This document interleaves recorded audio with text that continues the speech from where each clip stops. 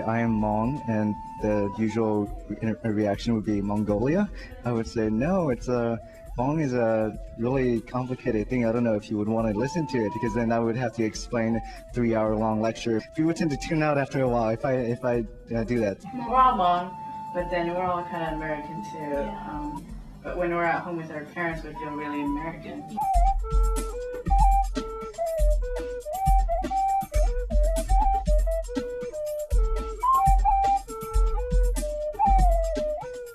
I identify myself as a Hmong American, but I don't know too much about my culture, and I can't speak my language too well, so it's a stretch. For the most part, we still share a Pan-Asian identity.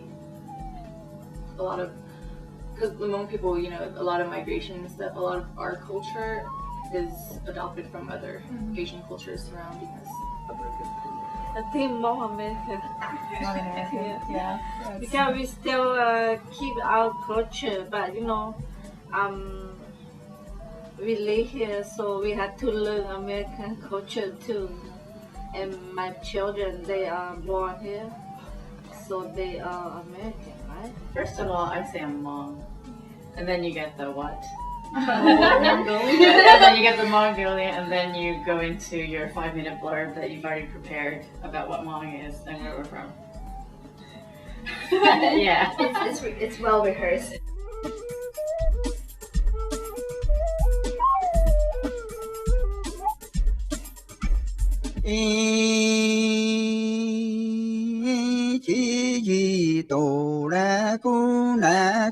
That's how we lived in the past. When I look at this, I still remember when I was a teenager. I was 13 years old. I already joined the army. The communist people, the other side, they try to recruit all the teenagers, 13 to 15 or 16, 17. So my uncle said, just go with me. I take you to Vientiane, cross to Thailand. These are the people that got killed on the way and during the travel to Thailand. Some of them, and they all killed. They throw the grenade between them, and all of them died instantly. So that's the family that I lost. We just feel like we just escaped from Laos for a little while, and we're gonna go back. To live in our country. So in our mind, we never think that we're going to go to the United States or to the third country. We never think about that. My parents, they tended to make everything sound nicer than it probably was for them. They didn't really complain about how people were racist. Or when we just came, everything went kind of smoothly for us. Not much thing. The only thing problems, only the language only. My parents always have this feeling of, it's them against us, we don't fit in because they don't want us to fit in, because we're different from them, even though them is a lot of different people also. Yeah, sometimes when we go look for work, like lots of people,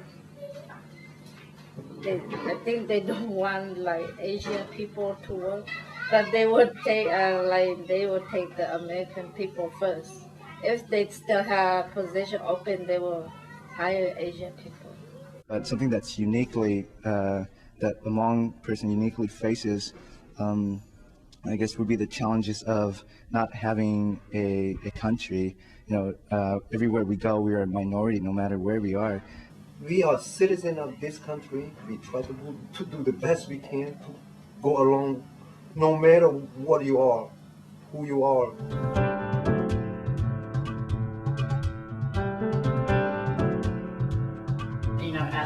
As daughters of a Hmong family, I guess maybe we're never really considered, really a part of the family, because they're just going to raise us so we can join another family. And the sons are a more permanent fixture within the household. Because the women are expected to cook, to clean, to take care of the kids, and the guys just basically sit on their,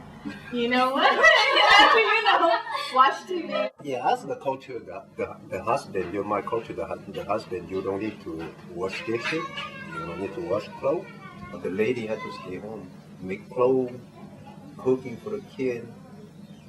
clean everything in the house. Easy for you to have her go work outside the home?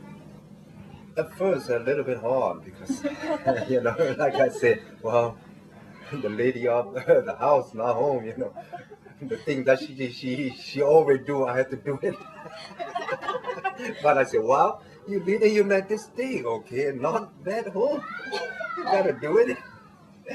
Now I feel them kind of equally share our life. Even my wife and me, we just feeling like that. But many of the Hmong people, they still don't think like that. We're just trying to prove that, we're as worthy as, The boys or the sons to, help the family.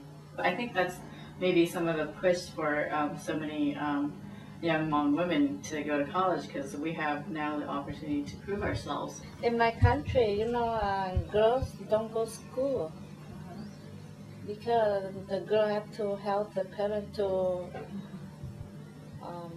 go do the farm.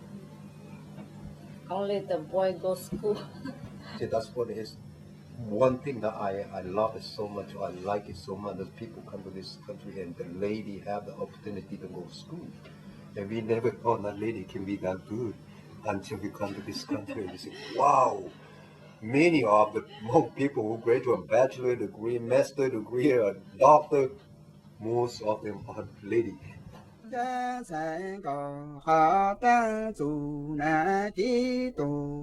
Western countries are more individualistic, where the focus is on oneself, and in Eastern or African countries, it's more on like as a collective, as a group. I'm not real big on uniqueness. I think that's how we were raised. Is we're not unique. We're a family, and that's how we're perceived. Is you're one of all Hmong people. It really affects how you act, because for me personally, I'm very confused on how I should do things, because should I do what I want to do, what I think is best for myself, or should I do what is best for my parents and my family? So you don't really know if you're being selfish or selfless. That also affects interracial dating, whether if we date somebody else, is that considered being too selfish? Is that some kind of betrayal to our parents? My mom would say things like, if you marry a black guy and have half black, half Hmong kids, I ain't gonna watch your kids. And, say things like this so that we won't marry out our race. How would you feel about your children if they were to marry outside of the Hmong culture? In my country, I cannot let them do that, but in here, I think I let them do as long as they love each other. My sister's married to an African American guy, and at first my parents weren't really cool with it, but then they got to know the guy, and now it's kind of okay. I think we've all dated someone other than Hmong. I don't think I've ever dated a Hmong. Oh, you? Yeah, me too. I would like to, but the right one hasn't come out yet. So. I'm guessing my parents would define being Hmong as part of maybe marrying another Hmong person. They factor a lot into me wanting to marry a Hmong Hmong person, and I think that just makes it easier to try to make my kids as Hmong as possible if my spouse was also Hmong, so there's not that conflict of two cultures within the household. I think at this level, because we are here at UCLA and we are getting an education and we are very conscious of our futures, we can't say that much for Hmong men, because obviously there are more Hmong women here than Hmong men, I would say I would want a Hmong wife, but I wouldn't want an old-fashioned. I want a liberal Hmong wife. Let's start a union, call it every human. It's one. Hmong parents and Hmong kids don't really have dialogues with one another. They don't sit down. It's not like an American ideal. It's more just like parents come home, do this, do this, do this, do this, and then kids nod, and go on and do their own thing. A lot of us, came from big families, and sometimes it's hard for our parents to pay attention to one of us, So I don't know, I want to be more attentive to my kids, so they know that I'm there and they can come to me and talk to me about whatever issues that they might have. Hmong kids have this Americanized ideal of what a family should be, and Hmong parents have this, I guess, a Hmong ideal of what a family should be, and you really have clashes butting head. Like, for instance, my bleached head, I go home, I have to put on a hat all the time. I pierce my ears. I have to make sure my earrings are off all the time. Well, I don't tell my dad I love him because he knows.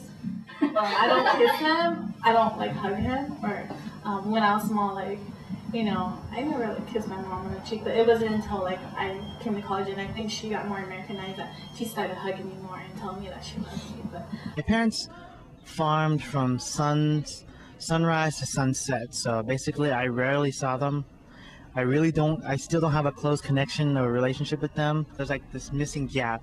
Hmong teenagers, we're born in America, we're raised in America, and in a sense, we watch TVs and we get our values and are ingrained to us through watching those television shows. You see those American families, like the way they act, the way they hug each other, kiss each other, their direct affection towards one another. And Hmong or Asians in general were really indirect about affection. Sometimes you think that, oh, maybe your parents don't love you as much as the parents on the TV.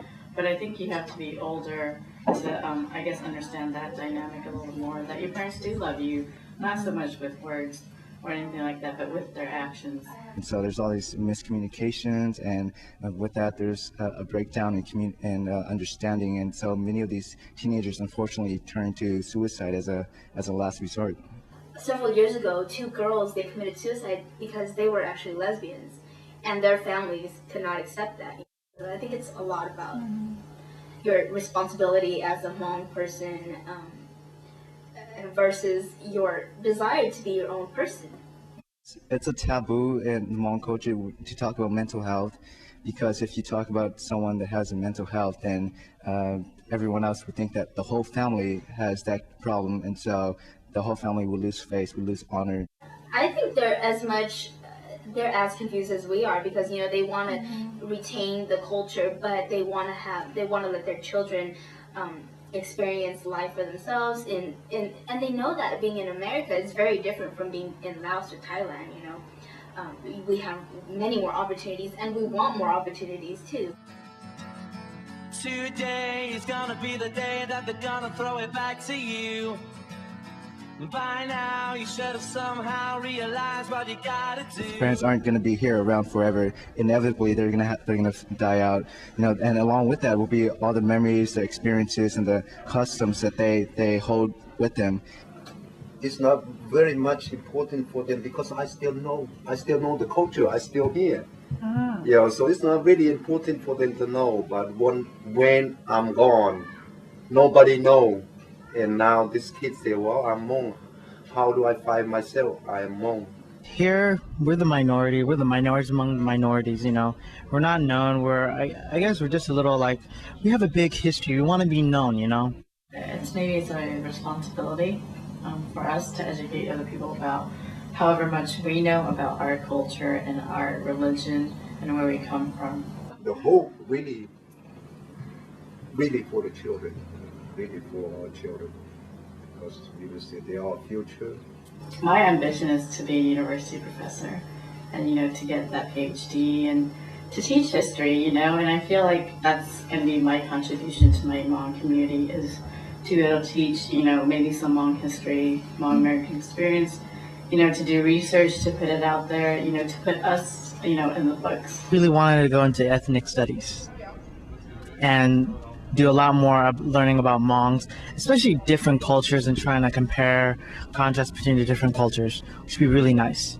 All of the Hmong students here at UCLA, the Hmong Association students, we all put in our collective efforts and time and commitment into making this conference possible, because we're all very passionate about trying to promote Hmong culture, Hmong awareness, and contemporary Hmong issues to the UCLA population as well as the general population.